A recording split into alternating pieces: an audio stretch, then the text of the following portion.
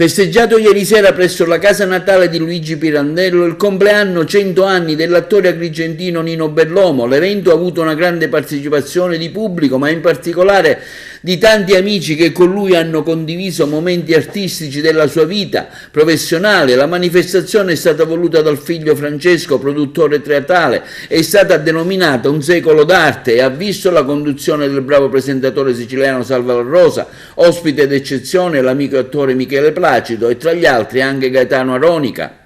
Bellomo iniziò la sua partecipazione alla vita teatrale sin dal lontano 1941, partecipando tra l'altro a diverse fiction di Montalbano. Una spiritualità che era già nelle mie note anticamente, ma mi trovo non solo in questa atmosfera così piena di sentimento, ma principalmente sentimento da parte di tutti questi amici che io abbraccio affettuosamente.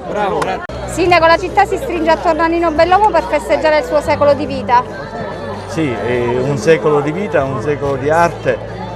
Oggi abbiamo organizzato questa grande festa, l'amministrazione comunale è presente e peraltro è sentita questa festa perché non stiamo festeggiando Nino Bellomo perché ha compiuto 100 anni, ma quello che Nino Bellomo in questi 100 anni è riuscito a fare per sé, per la sua famiglia, ma anche per noi agrigentini.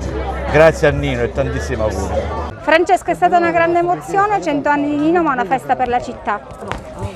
Guarda, come ho anticipato prima, uno spettacolo non mi crea la stessa tensione e lo stesso coinvolgimento emotivo. Sono molto felice di aver restituito a mio padre questa sera quello che lui mi ha dato in tutto l'arco della nostra vita, quindi vederlo gioire, vederlo contento è sicuramente per me una grande soddisfazione e una grande nota di orgoglio e speriamo di farne 101, 102, di andare tanto avanti perché è una ricchezza non solo per la nostra famiglia ma sicuramente anche per la città. Il litigeggio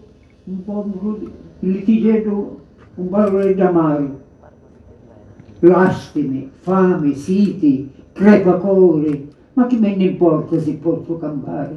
Canto e mia la terra e il mio mare, canto e mi si arrebbraio e mi si arricria tutto il cuore. E quindi faccia che sia la salute e piccoli di luce, come le foreste danno ossigeno alla terra, così tu donna dai respiro alla vita. Come le centrali danno energia al lavoro, così tu donna per la macchina uomo, come una sorgente senza fine, sei fatica, sei arte, sei scienza.